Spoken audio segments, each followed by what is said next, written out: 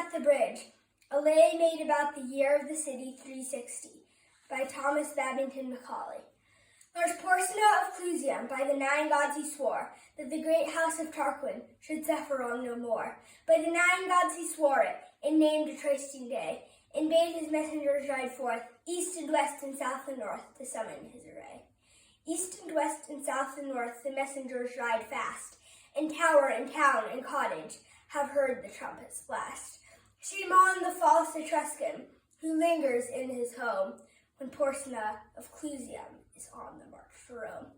The horsemen and the footmen are pouring in amain, from many a stately marketplace, from many a fruitful plain, from many a lonely hamlet, which, hid by beech and pine, like an eagle's nest, hangs on the crest of purple Apennine.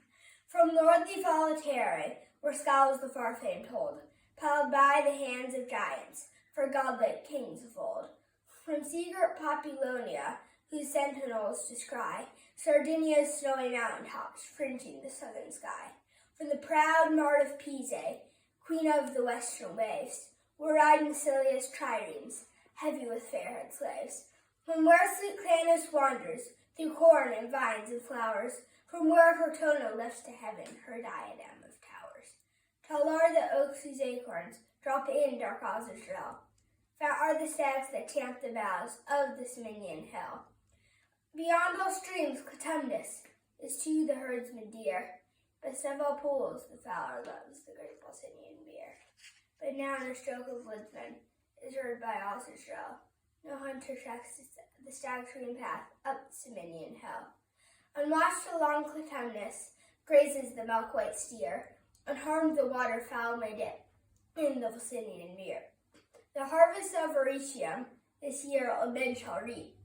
This year young boys in Umbro shall plunge the struggling sheep. And in the vats of Luna this year the must shall foam round the white feet of laughing girls whose sires have marched to Rome.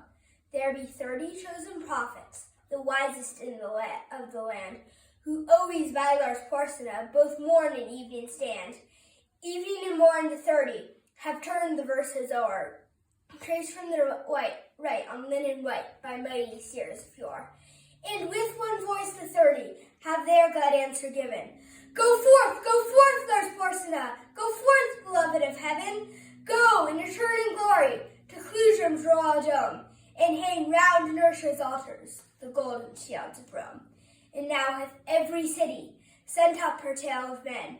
The foot are 80,000, the horse are thousands 10. Before the gates of Sutrium is met the great array. A proud man was Lars Porsena upon the trysting day.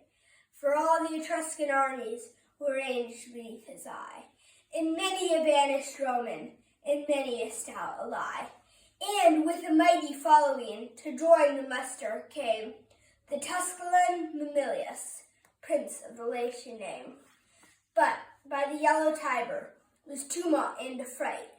From all the spacious Champaign to Rome men took their flight. A mile around the city, the throng stopped up the ways. A fearful sight it was to see through 2 long nights and days. For aged folks on crutches, and women great with child, and mothers sobbing over babes that clung to them and smiled. And sick men borne in litters, high on the necks of slaves, and troops of sunburned husbandmen with reaping hooks and staves, and droves of mules and asses, laden with skins of wine, and endless flocks of goats and sheep, and endless herds of kine, and endless trains of wagons that creaked beneath the weight of corn sacks and of household goods choked every roaring gate. Now from the rock Tarpeian could the wan burgher spy the line of blazing villages, red in the midnight sky.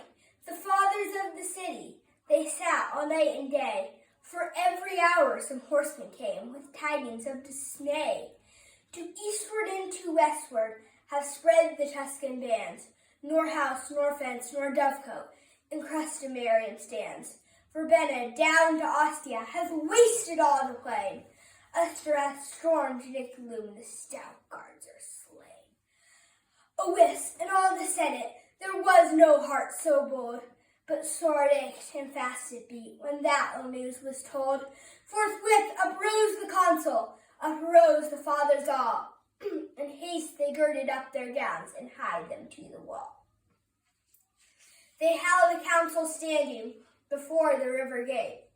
Short time was there, ye may well guess, for musing or debate. That spake the council roundly, the bridge must straight go down, for since Nicky was lost, naught else can save the town.